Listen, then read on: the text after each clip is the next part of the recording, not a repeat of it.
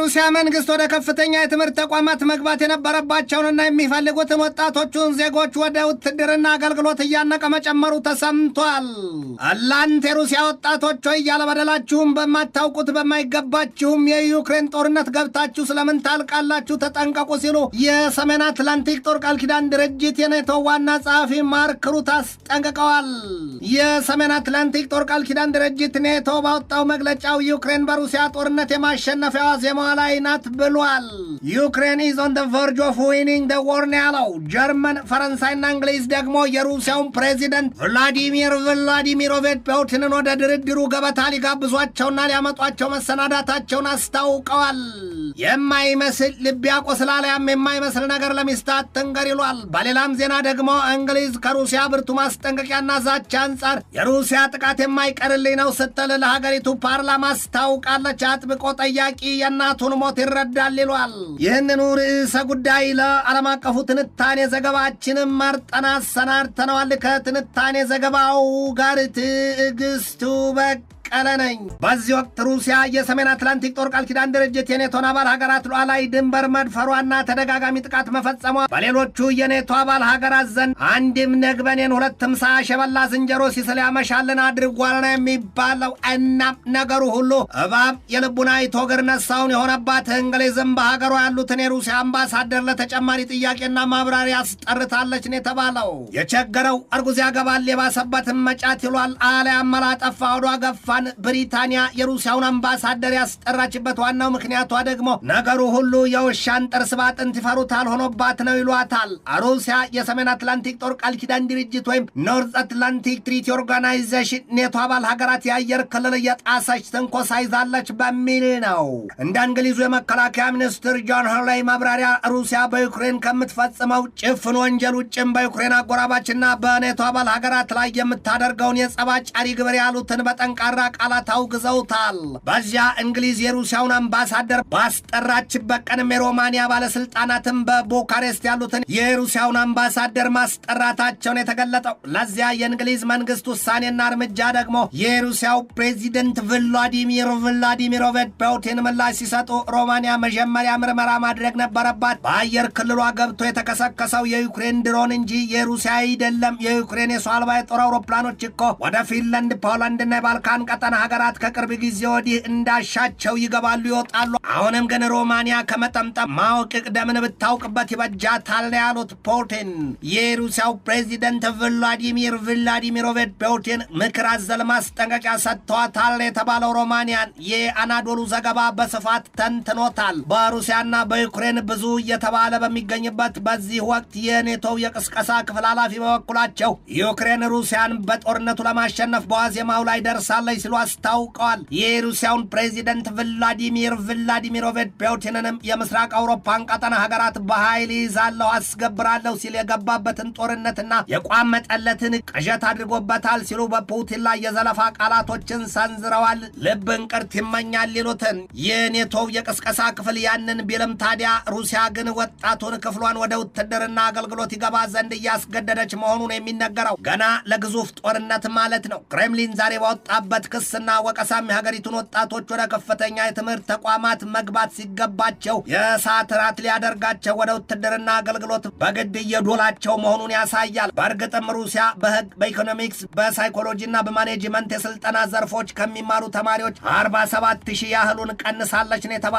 የሩሲያው ፕሬዚደንት ቭላዲሚር ፑቲን በቅርቡ በፈረሙትና ህግ ሆኖ ይወጣ ዘንድ ይሆን ባሉት ፈቃዳቸው ወደ ዩኒቨርሲቲ የሚገቡ ተማሪዎች ጉዳይ ወላጅና አሳዳጊ የሌላቸውና ወዲያም ከዩክሬን ጋር በሚደረገው ጦርነት ወላጆቻቸውን ያጡ ልጆች ያለምንም የመግቢያ ፈተና ይገቡ ዘንድ ደንግገዋል ነው የተባለው። የዚያን የፑቲንን ውሳኔ ደግሞ እየመነዛዘሩ ያሳዩት አካላት ይህንና ያሉት ጎበዝ፣ የፑቲን እቅድና ውሳኔ ትርጉሙ ቀላል ነው። በጦር ግንባር ላይ መሞት ወይም መሰዋት ከመማርም ወይም ከትምህርት በላይ ትርፋማ ያደርጋል መሆኑ ነው ሲሉ ተሳልቀዋል። ፑቲን የሩሲያን የትምህርት ዘርፍ በጦርነት ወቅት እንዲስማማ አድርገው ደጋግመው አሻሽለውታልም ነው የተባለው። የሩሲያ ባለስልጣናት እንዳሉት የሀገሪቱ ተማሪ ተማሪዎች በሰው አልባ የጦር አውሮፕላን ወይም በድሮን ቴክኖሎጂ እንዲሰለጥኑ ወደ ጦርነቱ ተካፋይ የሆኑ ዘንድ አበክረው መሻታቸውን የዩክሬን የደህንነት አካላት ያስረዳሉ። የሰሜን አትላንቲክ ጦር ቃል ኪዳን ድርጅት የኔቶ ዋና ጸሐፊ ማርክ ሩት ደግሞ የሩሲያን ወጣቶች በጽኑ ማስጠንቀቃቸውን የተሰማው ሩት ለሩሲያን ወጣቶች ድረስ ባሉለት መልእክትና ማስጠንቀቂያቸው በዚህ ወቅት ሩሲያ በየወሩ ከ30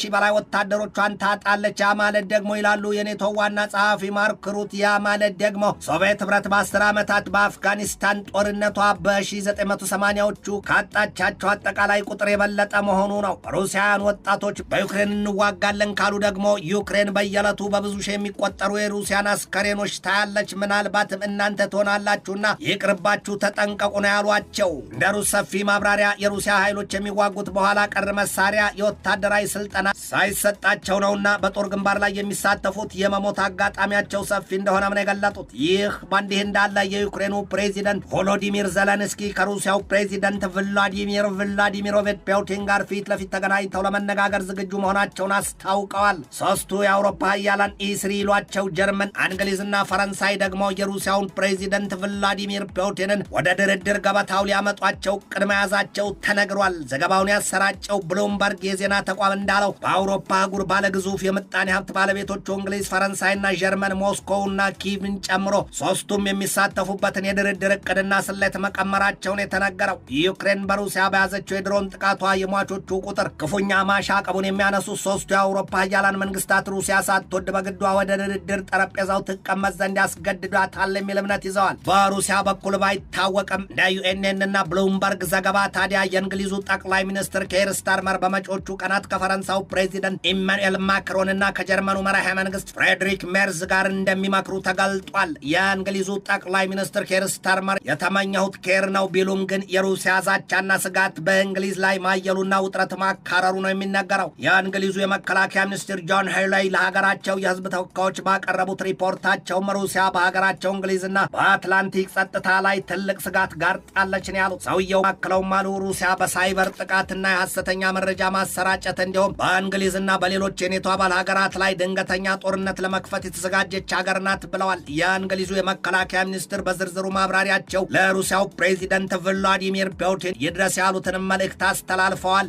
እናይሃለን፣ እናጋልጥሃለን፣ እንግሊዝን ለማጥቃት ማቀድህን አትዘንጋ፣ ግን ደግሞ እንቀድመሃለን ብለዋቸዋል ሲል ዘገባው ያትታል። ሩሲያ በዩክሬን በገባችበት ግዙፍ ጦርነት ከጎኗ ያስተለፈቻቸው እንደ ኪውባና ሰሜን ኮሪያ መሰሎቹ ሀገራት ሲጠቀሱ በምዕራባውያኑ ዘንድ የሚታዩት በሩሲያ አይን ነው። ከሩሲያ ጎን ከ11 ሺህ በላይ ወታደሮቿን ማሰለፏ የሚነገርላት ሰሜን ኮሪያ በበኩሏ መሪዋ ኪም ጆንጉን ከሩሲያው ፕሬዚደንት ቭላዲሚር ፑቲን ጋር ገረብ የለሽ የወታደራዊ ውል ተፈራርመዋል የሚባለው ቀድሞው ነገር ከዚህ በኋላ የሰሜን ኮሪያ ጦር ኃይል በቀጥታ ከሩሲያ ጎን እንደሚሰለፍን ፍንጭ የሰጡበት ጊዜ አለን የተባለው። ሀገሪቱ ዛሬ በወጣቸው መግለጫዋ ደግሞ አዲስ የኒውክሌር ጦር መሳሪያ ማቀጣጠያ ስፍራ ማሰናዳቷና የኒውክሌር ጦር መሳሪያዋን ለማስፋፋትም ለማጠናከርም አለመገዘቷን ብቻ ሳይሆን ክፉኛ መዛቷም ነው የተሰማው። እኛ የሰሜን ኮሪያው መሪ አጭሩና ፈርጣማው ሰው ኪም ጆንጉን የዩራኒየም ማብለያ ጣቢያ ላይ ቆመው የተነሱትን ፎቶአቸውን ለቀውታል ምን የተባለው። ሰውየው በአዲስ ያስገነቡትን የፈሳሽ መርዛማ ቁስና የኒውክሌር ጦር መሳሪያ አጥፊውን ቁስ በተገቢው መጎብኘታቸውን የተገለጠው። ይህ ሀገሪቱ የዜና ተቋም ኮሪያን ሴንትራል ኒውስ ኤጀንሲን ባሰራጨው ዘገባው ፒዮንግያንግ በኒውክሌር ጦር መሳሪያ ዘርፏ የተራቀቀ ጥበብን እንደተጠቀመች ነው ያሳየው። የሰሜን ኮሪያው መሪ ኪም ጆንጉን የሀገራቸውን የኒውክሌር ጦር መሳሪያ ዘርፍ ለማስፋፋትና ለማጠናከር ምለው ሲገዘቱ አሜሪካ መራሹን የጦር ጥምረት በስም ያልገለጡትን ወዮለት ይብላኝለት ሲሉ ነው ያስጠነቀቁት። ኪም የሀገራቸውን የኒውክሌር ጦር መሳሪያ በብዛትም በጥራትም ተጠናክሮ ይቀጥላል ምን ያሉት። ኪም የሀገራቸው የኒውክሌር ጦር መሳሪያ የማጥፋት አቅም ከ5 ዓመታት ወዲህ በ5 እጥፍ ጨምሯልም ሲሉ ኮምጨጭ ብለዋል። ወዲህም ኪምን ልባቸውን እየሞላ ያሻቸውን የሚያናግራቸው ከሩሲያው ፕሬዚደንት ቭላዲሚሮቪች ፑቲንና ከቻይናው ፕሬዚደንት ሺጂንፒንግ ጋር ያላቸው ቅርብና ብርቱ ቀረቤታም የፈርጀ ብዙ ውል ስምምነት እንደሆነ የሚያሳዩባቸው ብዙዎች ናቸው። ገሚሶቹ ግን ከልጅ አትጫወት ይወጋሃል በእንጨት ነው ሲሉ ኪምን ይፈሯቸዋል። እርሳቸውም ቢሆኑ ታዲያ የተፈሪ ግርማ ሞገስ ሳይኖራቸው እንዲፈሩ ያደረጋቸውን የኒውክሌር ጦር መሳሪያቸውን ጉዳይ ከዓይናቸው እይታ ሊነጥሉት አይፈልጉም ነው የሚባለው። ትንታኔ ዘገባውን ስናዘጋጅ በዋቢነት ዋሽንግተን ኤግዛማይነርን፣ ዋሽንግተን ፖስትን፣ ሲኤንኤንን፣ አንቲዮርኮምን፣ ሮው ስቶሪን፣ ኒውስ ማክስ ወርልድን፣ ኢንዲፔንደንትን፣ ዩአቲቪ እንግሊሽን፣ ኪቭ ፖስትን፣ ዩኬዲጄ እና ፍራንስ 24ን ተጠቅመናል።